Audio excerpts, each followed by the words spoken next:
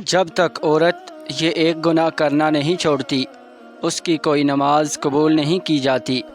حدیث نبوی ہے کہ جو عورت بس یہ ایک گناہ کرتی ہے، چاہے وہ کتنی ہی نمازیں پڑھ لے، تہجد پڑھ لے، کوئی نماز قبول نہیں ہوگی۔ زندگی میں ایک بار ضرور سن لیں، بسم اللہ الرحمن الرحیم۔ اعمال کا قبول ہونا ایک راز ہے جو موت کے بعد ہی آشکار ہوگا، اور اگر اعمال کے قبول ہونے یا نہ ہونے کو معلوم کرنا اتنا آسان ہوتا تو ریاکاروں اور بدعتیوں کی اتنی کثرت نہ ہوتی۔ ہاں، البتہ شریعت نے قبولیت اعمال کی کسوٹی بتا دی ہے کہ عمل کرنے والا صحیح العقیدہ ہو، عمل عین سنت کے مطابق ہو اور خلوص پر مبنی ہو، اور اپنے نیک اعمال کو برباد کرنے والے گناہوں سے بچتا ہو، تو اسے اللہ کے فضل کی امید رکھنی چاہیے۔ نیکیاں قبول ہونے یا مسترد ہونے کی علامات اور ہدایات کے عنوان پر ارشاد فرمایا، جس میں انہوں نے سعادت حج پانے والوں کو مد نظر رکھتے ہوئے کہا کہ کائنات کی تخلیق کا مقصد اللہ کی عبادت ہے، اور عبادت کی قبولیت کے لیے جد و جہد ضروری ہے۔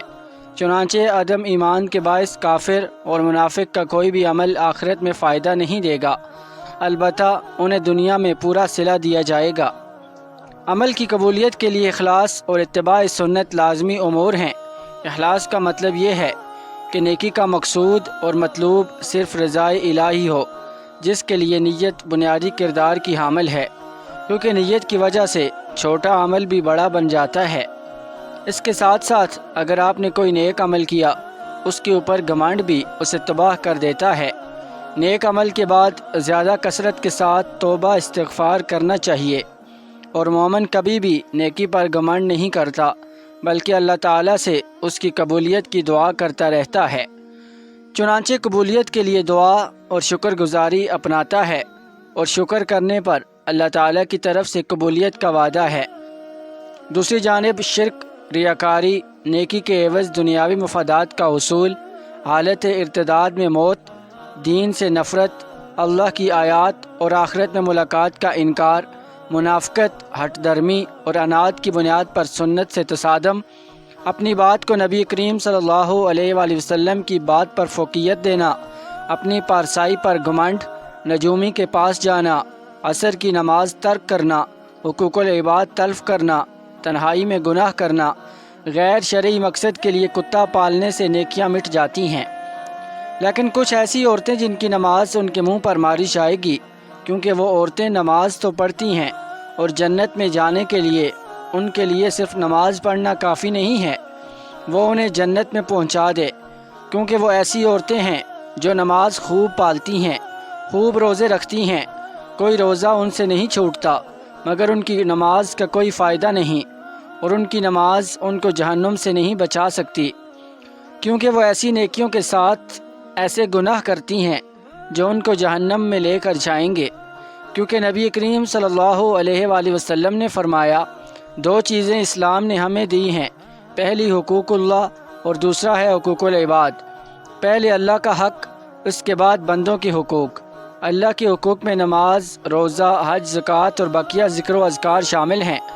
بندے کو چاہیے کہ ان حقوق کو پورا کرے، اور اس کے بعد جو حقوق العباد ہیں وہ بہت مشکل ہیں، کیونکہ اگر آپ نے کسی ایک بندے کی بھی حق تلفی کی تو آپ کا بچنا مشکل ہے، کیونکہ اللہ تعالیٰ تو غفور الرحیم ذات ہے، وہ تو بخش دے گا، مگر جس بندے کی حق تلفی ہوئی اگر اس نے نہ معاف کیا تو آپ کے لیے بربادی ہے۔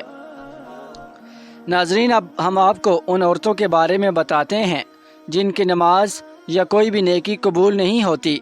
رسول اکرم صلی اللہ علیہ وآلہ وسلم نے یہ بات بھی بیان کی تھی کہ جو عورت جوان ہو جائے اور سر پر دوپٹہ نہ رکھے تو اس کی کوئی نماز قبول نہیں ہوتی، اور آپ نے یہ بھی فرمایا جو اپنے بالوں کو نہیں ڈھانپتی اس کی بھی نماز قبول نہیں ہوتی۔ رسول اللہ صلی اللہ علیہ وآلہ وسلم نے ارشاد فرمایا، اگر کوئی عورت مسجد میں جاتی ہے عطر اور خوشبو لگا کر جب تک وہ غسل نہیں کر لیتی تو اس کی کوئی نماز قبول نہیں ہوتی۔ اس لیے فرمایا، اے عورتوں کی جماعت، تم میں سے اگر کوئی مسجد میں جائے تو خوشبو لگا کر نہ جائے، جب تک یہ عورت غسل نہیں کر لیتی تو اس کی کوئی عبادت قبول نہیں ہوگی۔ خاوند کی نافرمانی کرنے والی عورت۔ حدیث میں آتا ہے کہ 3 لوگوں کی نماز قبول نہیں ہوتی، اور قبول ہونا تو دور کی بات کانوں سے بھی اوپر نہیں جاتی۔ اگر غلام مالک سے بھاگ گیا تو اس کی کوئی عبادت حتیٰ کہ تہجد بھی قبول نہیں ہوگی۔ ایسی عورت جو اپنے خاوند کو ناراض کر کے رات گزارتی ہے، اس کی بھی نماز قبول نہیں کی جاتی۔ اور ایسا انسان جو لوگوں کو جماعت کے ساتھ نماز پڑھاتا ہو مگر لوگ اس کی امامت پر خوش نہ ہوں، اور ناخوش ہونے کی وجہ کوئی شرعی عذر ہو نہ کہ مزاج کی بات ہو، ایسے انسان کی بھی نماز قبول نہیں ہوتی۔ حضرت ابو ہریرہ رضی اللہ تعالیٰ عنہ سے روایت ہے کہ نبی کریم صلی اللہ علیہ وآلہ وسلم نے فرمایا، 3 لوگوں کی نہ نماز قبول ہوتی ہے اور نہ ہی کوئی نیکی پروان چڑھتی ہے۔ نمبر 1، بھاگے ہوئے غلام کی جب تک کہ مالک کے پاس واپس نہ آ جائے۔ نمبر 2، ایسی عورت کہ جس سے اس کا شوہر ناراض ہو۔ نمبر 3، مست شرابی کی جب تک کہ شراب کا اثر ختم نہ ہو جائے۔ اس حدیث کے فائدے میں لکھتے ہیں کہ عورت مرد کے ماتحت ہے اور مرد عورت پر نگران ہے۔ خدا کے بعد عورت کے لیے شوہر ہی ہے۔ والدین کے حق پر شوہر کا حق غالب ہو گیا ہے۔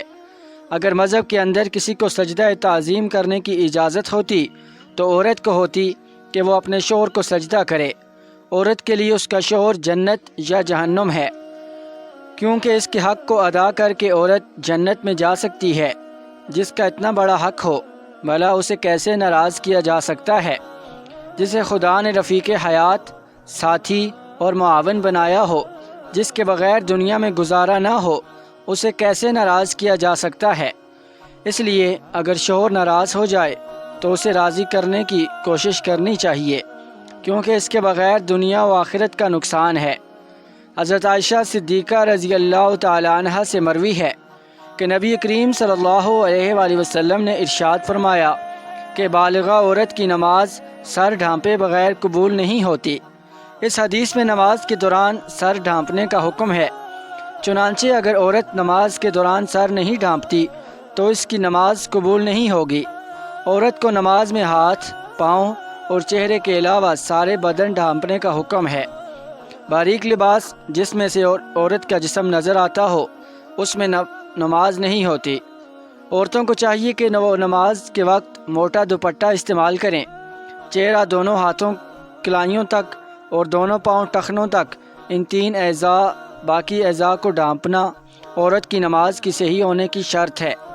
اس کے بغیر نماز نہیں ہوگی۔ خواتین کا یہ کہنا کہ جب بندوں سے پردہ نہیں تو خدا سے کیسا پردہ، بالکل غلط بات ہے، کیونکہ اللہ تعالیٰ سے تو انسان کپڑے پہن کر بھی چھپ نہیں سکتا، تو کیا کپڑے اتار کر نماز پڑھنے کی اجازت دے دی جائے گی؟ پھر بندوں سے پردہ نہ کرنا ایک مستقل گناہ ہے۔ جو عورت اس گناہ میں مبتلا ہو اس کے لیے یہ کیسے جائز ہوگا کہ وہ نماز میں بھی ستر نہ ڈھانپے؟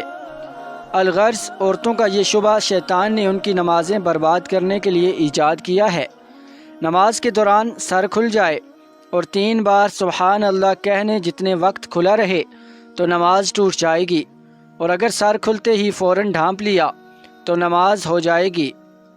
نفل نماز بیٹھ کر پڑھنے کی اجازت ہے، گو کہ بیٹھ کر پڑھنے کا آدھا ثواب ملے گا، لیکن فرض نماز اگر بغیر کسی وجہ یا بیماری کے بیٹھ کر پڑھی تو نہیں ہوگی، کیونکہ نماز میں قیام کرنا نماز کا اہم رکن ہے، اور یہ بات مردوں اور عورتوں کے دونوں کے لیے برابر ہے۔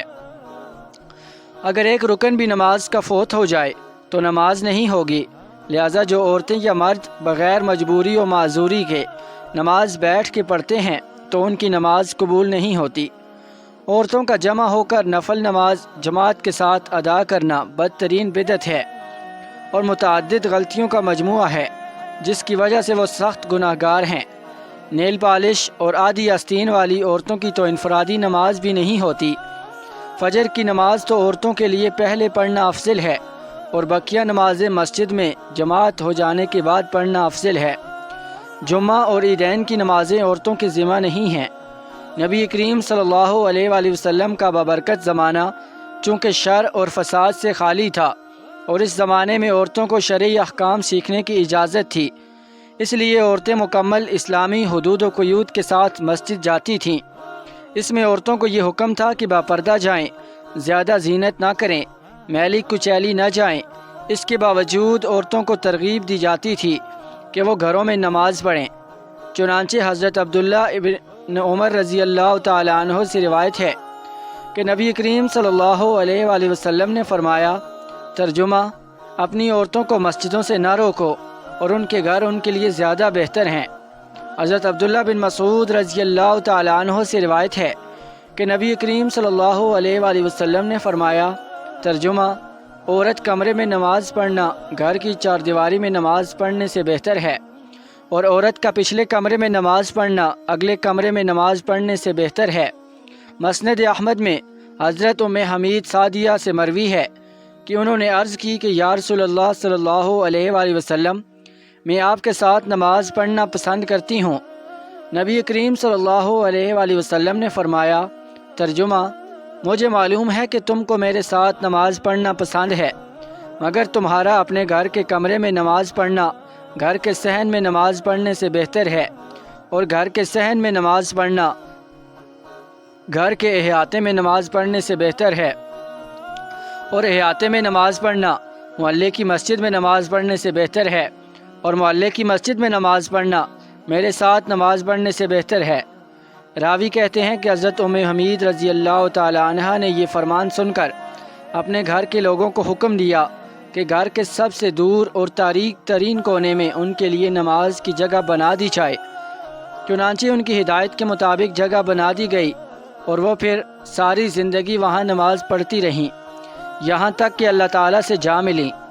لیکن یہ تو نبی کریم صلی اللہ علیہ وآلہ وسلم کے باسعادت دور کی بات تھی، لیکن بعد میں عورتوں نے جب ان قیود میں کوتاہی کرنی شروع کی جن کے ساتھ وہ مسجد جاتی تھیں، تو پھر فقہائے امت نے ان کا مسجد جانا مکروہ قرار دے دیا۔